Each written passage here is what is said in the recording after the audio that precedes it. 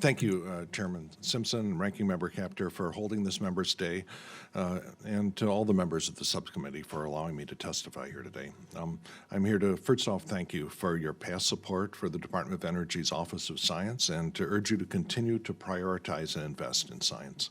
The United States has been at the forefront of innovation and progress largely due to its investment in scientific research. It has helped raise the standard of living for millions of Americans in our past and represents the best hope for economic progress in our future. But this scientific progress requires us to take a long view. Discoveries are not made overnight, and the experiments need sustained attention and resources for us to learn from them. Scientific investments are not like building a road where you can cancel it and restart it at the drop of a hat. The scientific programs have to be built up over decades, but can be destroyed in a single budget cycle by having their project underfunded. Similarly, our scientific infrastructure requires a long-term sustained funding to ensure that opportunities are not missed. You know, as the only PhD scientist in the United States Congress, I sort of serve as a lightning rod for concerns from science, from high-tech businesses that depend on that science, from academics, and from ordinary citizens who care about the future economic and scientific progress in our country. And so I've heard from a number of my former colleagues in science in the scientific community who are very worried about what the incoming administration could mean for scientific progress in this country. And so I'd urge the subcommittee to seize the opportunity to put researchers, the companies that depend on that research, and you know, everyone who cares about science in this country, to put them at ease. By providing funding levels that support the critical work for the Department of Energy's Office of Science. There are two specific projects that I want to highlight here today. Both of these are projects that have to have significant construction start money, you know, in the upcoming cycle, or the teams that put them together and are prepared to make them a reality will dissipate. You cannot keep projects on hold forever. These two projects are Argonne National Lab's Advanced Photon Source Upgrade and the Long Baseline Neutrino Facility and the Deep Underground Neutrino Experiment, so-called LBNFON, which represents a collaboration between Fermi National Accelerator Laboratory in Illinois and the Sanford Underground Research Facility in South Dakota. Starting with Argonne first, the experiments conducted at Argonne National Lab's Advanced Photon Source, or APS, support both discovery science, fundamental research, and also market-driven research. Its facilities are used by companies that have products to develop. The pharmaceutical research at the APS has yielded life-saving new drugs for HIV, for melanoma, and for renal cell carcinoma. Industry chemists have used the APS to develop energy-saving solar shingles, while combustion researchers have developed a process that's led to cleaner diesel engines. And research conducted at the APS led to a Nobel Prize in Chemistry in 2012 for the work on what are called G-protein coupled receptors, which are the mechanism at the heart of the addiction mechanism inside people's brain. And so with the heroin epidemic ravaging, this allows scientists to look at these molecules in action, the ones that are at the very heart, signaling the cells, the neurons that make the decisions that are affected by opioids. So this is fundamental research. I'm not promising that they're going to cure the opioid epidemic this year, but you know, it's only this sort of long-term research that allows us to actually, you know, dream of a cure for this. As well as Nobel Prizes, which as a scientist I have a certain fondness for. The APS needs to be upgraded to ensure that the American scientists and companies continue to have access to the best scientific equipment in the world. The competition in this area is fierce, with dozens, literally dozens of competing facilities under construction and in operation around the world. But the APS upgrade will use next-generation technology to make the APS hundreds of times brighter, which opens up a vast array of scientific frontiers at the nanoscale that are completely inaccessible at any machine anywhere in the world today. So this upgrade will leverage the existing infrastructure at the Advanced Photon Source, valued at about $1.5 billion, while applying a new technology to create a world-leading facility at substantially less cost than building a facility from scratch. And with this upgrade, the APS will become the ultimate 3D microscope. Without it, the United States will lose its global leadership in X-ray science to Europe, Japan, and China. Robust funding for the Department of Energy Basic Energy Science major items of equipment line will enable the APS upgrade to continue and proceed on schedule, and more importantly on budget.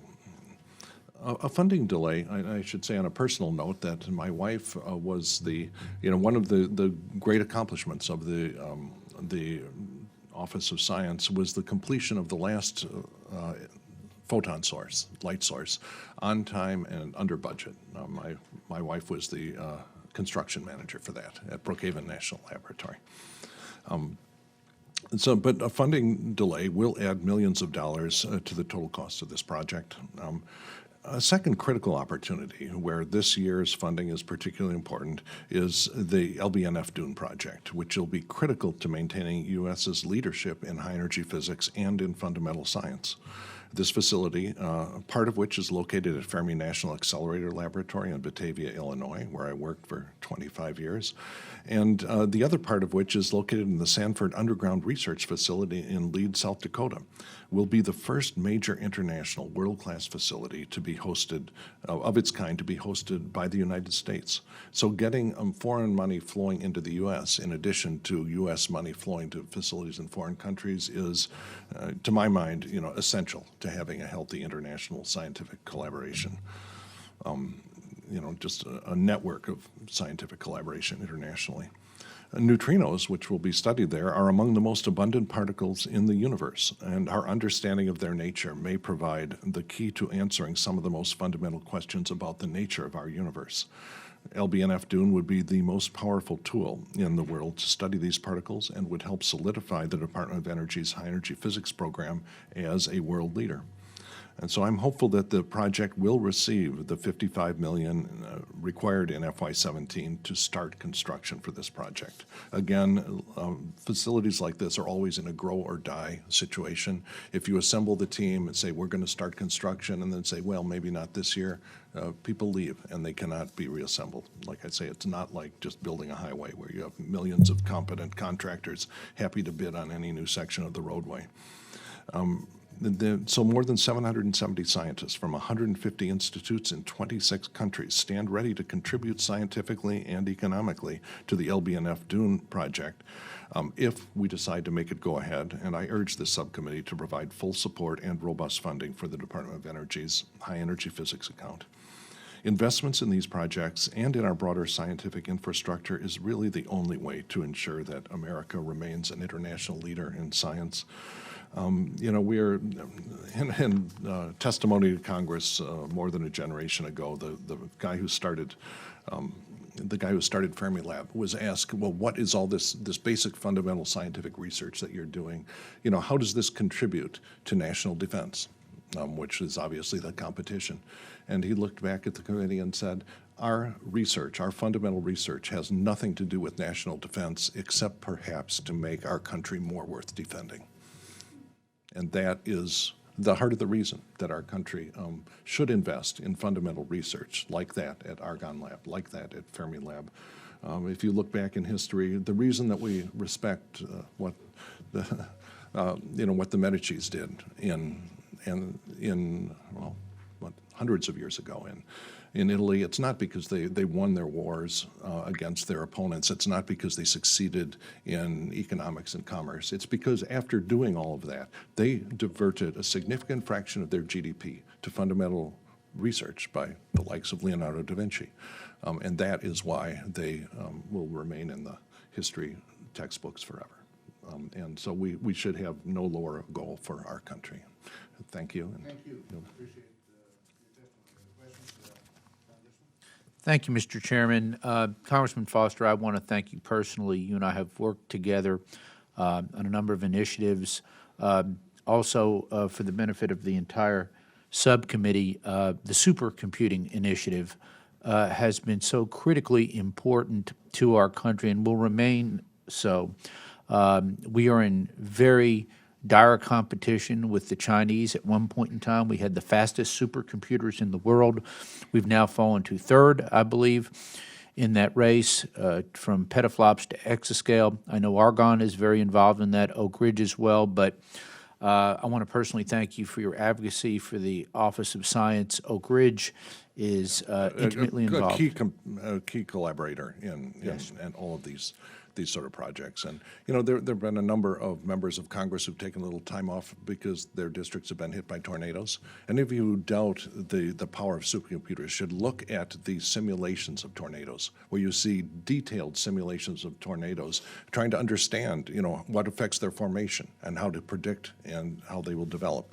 And so this is just one of the many examples of where supercomputers at places like Oak Ridge will really contribute to the lives of so many in ways that are not often in the front pages of the newspapers. Well, Congressman, we thank you for your advocacy and for your help on these key critical areas. Thank you, sir. Thank you. Any other questions? Mr. Chairman, I just wanted to thank Congressman Foster. It must be, in just thinking about your life and engagement with all of these very high-level research initiatives, and you're a member of Congress. Sometimes it must feel like a fish out of water being in this body. I do feel lonely from time to time. But you are a very effective spokesman and someone who can put visions for new science in understandable terms. And so your presence is truly appreciated, and you've made that transition very nobly for your constituents, but also for the country. Thank you. Fish out of water would be an apt description for all of us. Mr. Polis. Thank you, Congressman Foster. Thank you, Chairman Simpson and Ranking Member Capter. I'm coming before a number of the subcommittees